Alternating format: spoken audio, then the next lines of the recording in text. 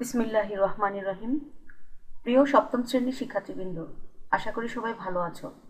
অলি এডুর পক্ষ থেকে তোমাদের সবাইকে স্বাগত। আজকে আমরা ইংরেজি বইয়ের প্লেইং উইথ দ্য ওয়ার্ডস অর্থাৎ শব্দ নিয়ে খেলা এই ইউনিটের অত্যন্ত গুরুত্বপূর্ণ একটি বিষয় পড়ব। সেটা হচ্ছে ইংরেজি গ্রামারের খুবই গুরুত্বপূর্ণ যে বিষয়টি সাফিক্স অ্যান্ড প্রিফিক্স, এই বিষয়টি আমরা পড়ব। তো শুরু করা যাক। এই ইউনিটের 2.2-তে রয়েছে, আমরা পড়ি কি আছে। 2.2-তে রয়েছে, now in pair or groups read the note given blue and divide the words into prefix, root or root word and suffix. Then do pair or group checking, one is done for you. কি বলা আছে যে এখন দল বা জোড়ায় জোড়ায় ভাগ হয়ে নিচের টিকাগুলো পড়ো এবং শব্দগুলোকে প্রিফিক্স, রুট অথবা রুট ওয়ার্ডস এবং সাফিক্সেস এ ভাগ করো। তারপর দল বা জোড়ার মাধ্যমে মূল্যায়ন করো। বোঝার সুবিধার্থে একটি শব্দ ভেঙে দেখানো হলো। তো প্রথমে যে বিষয়টি রয়েছে শিক্ষার্থীবৃন্দ দেখো, অ্যাফিক্সেশন। অ্যাফিক্সেশন অর্থ কি? অ্যাফিক্সেশন অর্থ হচ্ছে কোনো শব্দ তৈরির উপায়। তোমাদের পাঠে কি দেওয়া আছে বিষয়টি ভালো করে পড়বো, তারপরে বুঝবো, তারপরে আমরা অ্যাফিক্সেশনের কাজগুলো করব। তো শিক্ষার্থীবৃন্দ দেখো, এই পর্যায়ে আছে, affixation is the most common way to making new words in English. It is the process of adding a group of letters or a root word to create either a different form of that word or a new word with a different meaning. অর্থাৎ ইংরেজিতে নতুন শব্দ তৈরির সবচেয়ে সাধারণ উপায় হচ্ছে অ্যাফিক্সেশন। এটি এমন একটি প্রক্রিয়া যার মাধ্যমে মূল শব্দের সাথে এক বা একাধিক অক্ষর যুক্ত করে মূল শব্দের একটি ভিন্ন রূপ অথবা একটি ভিন্ন অর্থবহ নতুন শব্দ তৈরি করা যায়। যে কথাটা আমি আগেই বলেছি, the two primary kinds of affixation are prefixation, the addition of a prefix and suffixation, the addition of a suffix. Prefixes and suffixes are known as affixes. অর্থাৎ অ্যাফিক্সেশন দুই প্রকার। একটা হচ্ছে প্রিফিক্সেশন। প্রিফিক্সেশন মানে উপসর্গ যোগ করা। শব্দের শুরুতে বিভিন্ন লেটার বা লেটার সমষ্টি যুক্ত করে, যে বাংলা ব্যাকরণে আমরা যেখানে উপসর্গ পড়ে থাকি, ইংলিশে সেটাকে বলা হয় প্রিফিক্স। এবং সাফিক্সেশন বা সাফিক্স বা প্রত্যয় যোগ। প্রিফিক্স এবং সাফিক্সগুলো অ্যাফিক্স হিসাবে পরিচিত। মূল শব্দের সাথে উপসর্গ এবং প্রত্যয় যোগ করা হয়। শিক্ষার্থীবৃন্দ, বাংলা ব্যাকরণে আমরা উপসর্গ পড়ে থাকি। তোমরা নিশ্চয় পড়েছ। উপসর্গ অর্থ হচ্ছে শব্দের শুরুতে বর্ণ বা বর্ণসমষ্টি যুক্ত করে নতুন শব্দ গঠন করা বা শব্দের অর্থটি পরিবর্তন করে নতুন শব্দ তৈরি করা, যেটি আমরা বাংলা ব্যাকরণে করে থাকি। উপসর্গ যুক্তের মাধ্যমে বাংলা শব্দ, নতুন নতুন শব্দ তৈরি হয়। তেমনিভাবে ইংলিশেও এই প্রিফিক্স অর্থাৎ উপসর্গ যোগ আর সাফিক্স হচ্ছে শব্দের শেষে প্রত্যয় যোগ। শব্দের শেষে বর্ণ বা বর্ণ সমষ্টি যুক্ত হয়ে যে নতুন শব্দ গঠন করে সেটা হচ্ছে সাফিক্স। ইংলিশে বলা হয় সাফিক্স, আর আমরা বাংলায় পড়ে থাকি প্রত্যয় যোগে নতুন শব্দ গঠন। তো শিক্ষার্থীবৃন্দ, আশা করি বুঝতে পেরেছ বিষয়টি। এখন আর রুট শব্দ বলতে কি বুঝবো? রুট শব্দ হচ্ছে মূল শব্দটি, মূল যে শব্দটি আছে, যে শব্দটির পূর্বে অথবা পরে বর্ণ বা বর্ণ সমষ্টি যুক্ত হচ্ছে, সেই মূল শব্দটা হচ্ছে রুট ওয়ার্ডস বা মূল শব্দ। আচ্ছা, prefixes and suffixes are added to a root word. So let's know about root words, prefix and suffix. এখন বলেছে প্রিফিক্স এবং সাফিক্স হচ্ছে মূল শব্দের সাথে যুক্ত হয়ে তৈরি শব্দ। তো এখন চলো এবার আমরা জেনে নেই রুট ওয়ার্ড অর্থাৎ মূল শব্দ কি, প্রিফিক্সেস কি, সাফিক্সেস কি, এগুলো আমরা এখন জেনে নিব। আচ্ছা, প্রথমেই দেখো রুট ওয়ার্ড সম্পর্কে তোমাদের বলা আছে। রুট ওয়ার্ড, রুট ওয়ার্ড কি মানে মূল শব্দ কি? আচ্ছা, root word, here are two terms root words and root of words. এখানে দুটি ধারণা, একটি হচ্ছে মূল শব্দ, আরেকটি হচ্ছে শব্দের মূল, মূল শব্দ অথবা শব্দের মূল।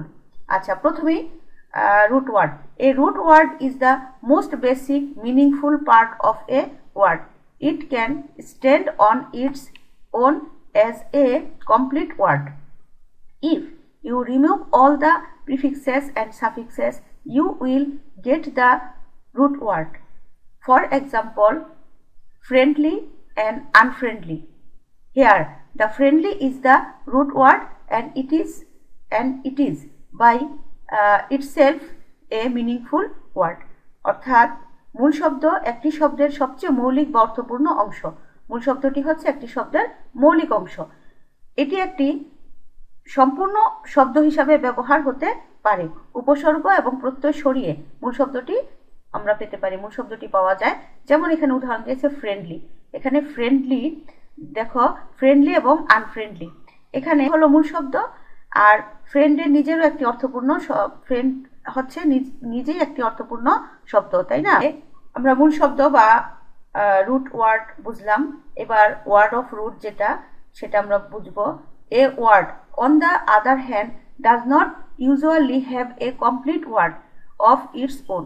অর্থাৎ একটি শব্দমূল নিজে নিজে একটি সম্পূর্ণ অর্থবহ শব্দ নাও হতে পারে, শব্দমূল অর্থবহ শব্দ নাও হতে পারে, কিন্তু মূল শব্দ যেটি সেটি অবশ্যই অর্থপূর্ণ শব্দ।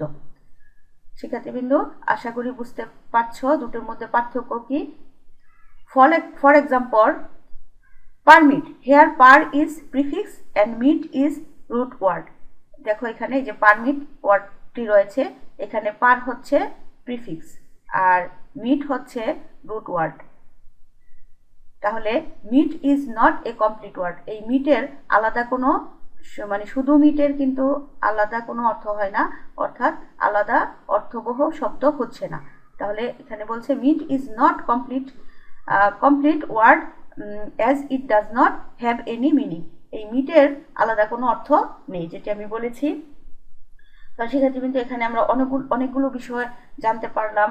রুট ওয়ার্ড, তারপরে ওয়ার্ড অফ রুট, তারপরে হচ্ছে প্রিফিক্স, তারপরে সাফিক্স এবং প্রিফিক্স সম্পর্কে আরও অর্থবহ মানে পরিপূর্ণ ধারণা পাবো।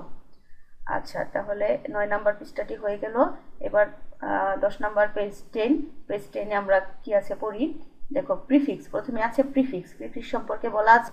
Prefix is a letter of A group of letters that we add to the beginning of a root or a root word to make a new word. অর্থাৎ উপসর্গ হলো এমন বর্ণ বা বর্ণ সমষ্টি যা একটি শব্দমূল বা মূল শব্দের শুরুতে যুক্ত হয়ে নতুন অর্থবহ শব্দ তৈরি করে।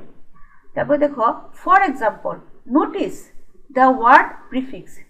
উদাহরণস্বরূপ প্রিফিক্স শব্দটি লক্ষ্য করি। আচ্ছা, here pre is the prefix and fix is the root word. আচ্ছা, এখানে বলেছে এখানে প্রি শব্দটি হচ্ছে উপসর্গ এবং ফিক্স হচ্ছে মূল শব্দ। এই প্রিফিক্স শব্দ মানে প্রিফিক্স ওয়ার্ডটাকে যদি আমরা ভাগি, তাহলে প্রি হচ্ছে উপসর্গ আর ফিক্স হচ্ছে মূল শব্দ। A prefix often change the meaning of a word. একটা প্রিফিক্স সবসময় কি করে, শব্দের অর্থ পরিবর্তন করে ফেলে। For example, when we add the prefix an with a root word happy, আমরা যখন আন শব্দটি হ্যাপি শব্দের পূর্বে ব্যবহার করি তাহলে অর্থ চেঞ্জ হয়ে যায়।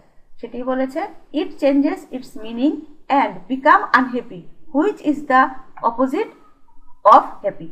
যখন হ্যাপির সাথে আমরা আন প্রিফিক্সটি যুক্ত করি তখন কি হয়ে যায়, আনহ্যাপি হয়ে যায়। হ্যাপি অর্থ সুখী আর আনহ্যাপি অর্থ অসুখী। তাহলে কি হচ্ছে, হ্যাপির অপোজিট ওয়ার্ড হয়ে যাচ্ছে আনহ্যাপি। এই ইউএন প্রিফিক্সটি যুক্ত করাতে হ্যাপির অপোজিট ওয়ার্ড হয়ে যাচ্ছে আনহ্যাপি। শিক্ষার্থীবৃন্দু বুঝতে পেরেছো নিশ্চয়ই, প্রিফিক্স যুক্ত করাতে ওয়ার্ডগুলো অপোজিট ওয়ার্ডও হতে পারে। আচ্ছা, এবার আসো সাফিক্স সম্পর্কে আমাদের কি লিখেছে আমরা ভালোভাবে বুঝবো।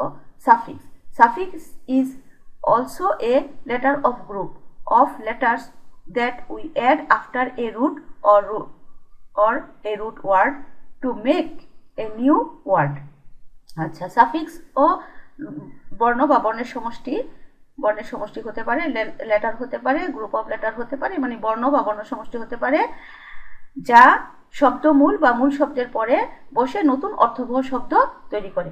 But unlike prefix, a suffix usually does not significantly change the meaning of word. তবে প্রিফিক্সের মতো সাফিক্স সবসময় উল্লেখযোগ্যভাবে শব্দের অর্থ পরিবর্তন করে না। সাফিক্স যেমন শব্দকে অপোজিট ওয়ার্ডে পরিবর্তন করতে পারে, প্রিফিক্স সবসময় অপোজিট ওয়ার্ড বা ওয়ার্ডের পরিবর্তন করে না। আচ্ছা, instead a suffix added more suffixation. For instance, if you say someone is wise, you will think someone is knowledgeable. However, when we add suffix like "are", it will be wiser.